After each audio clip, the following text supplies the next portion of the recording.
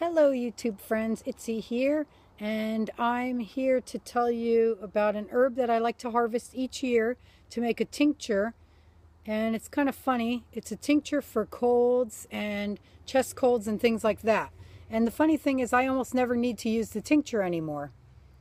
Sometimes I make a syrup, but I haven't for a couple years. I used to make a syrup with honey. So the plant is elderberry and the Latin for it is Sambucus nigra. And this is what the berries look like. I'll put my hand behind it so you could see. It's a kind of like an umbrella when it's flowering.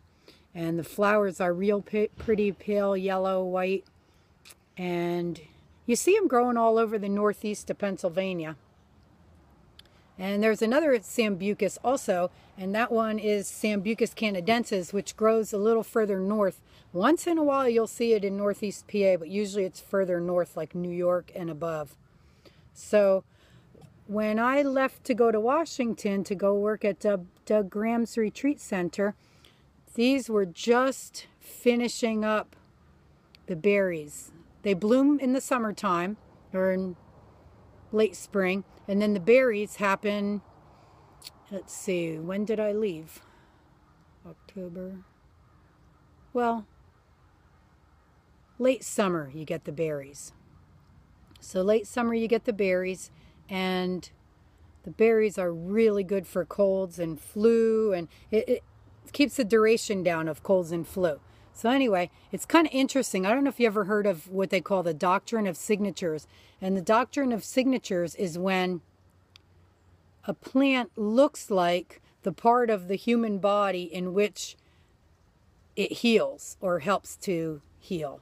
So if you look at this, it looks almost like if you ever saw anatomy books, the inside of a lung, with all the little veins and capillaries that feed oxygen throughout the lungs. It's pretty cool how this actually looks like that. It's really cool. So if you know your anatomy, you'll know that that looks like the insides of lungs. And that's what it heals. Bronchitis and inflammation of the bronchi and things like that. It's pretty cool. So I had to collect these seeds before I left, but I didn't have time to process them.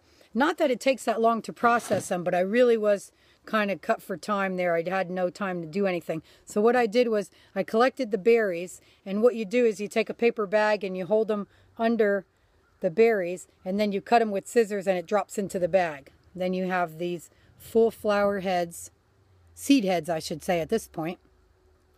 And what you do is when you get back, you kind of just pull the seeds off.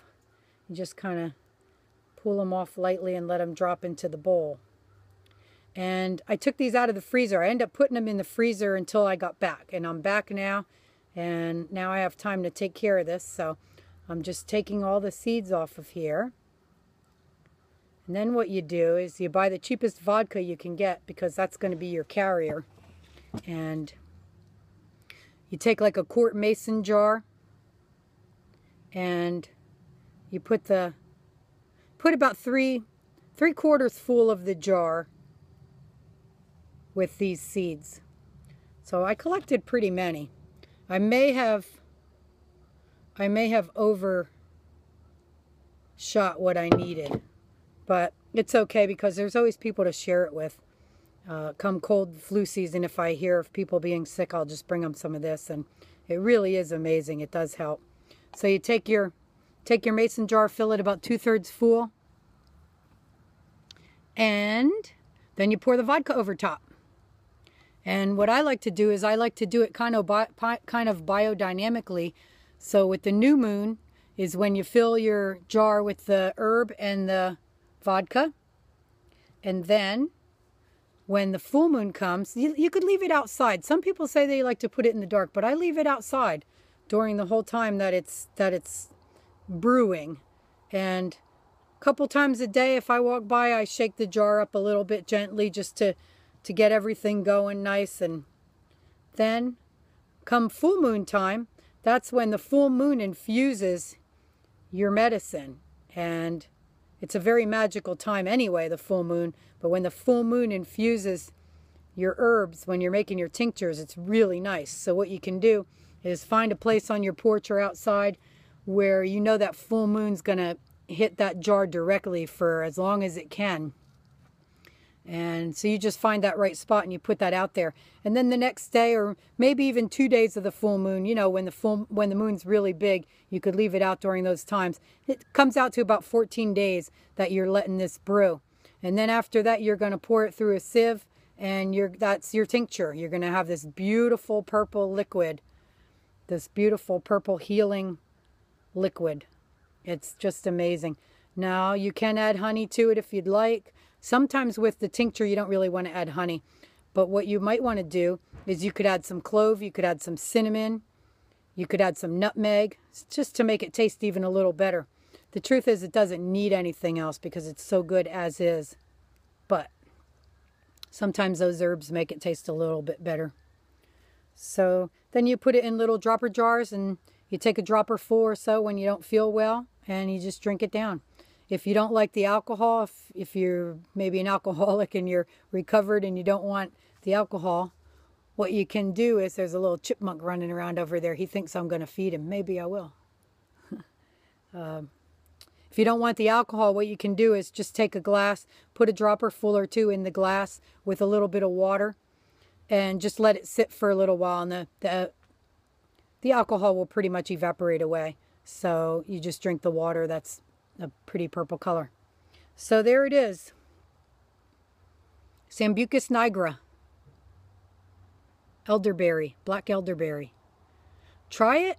Let me know what you think. There's a lot of good information on YouTube, so if you didn't get everything I said, just look it up. I mean, there's a lot of herb companies that sell herbs and seeds and things like that, and they'll show you also how to make tinctures. They're very easy. Most herbs you can do a tincture with vodka. Some of it you don't want to do with an alcohol. You want to use a vinegar base. But most things you can do with simple, plain, cheap vodka and just the herb itself. And there you have a beautiful tincture.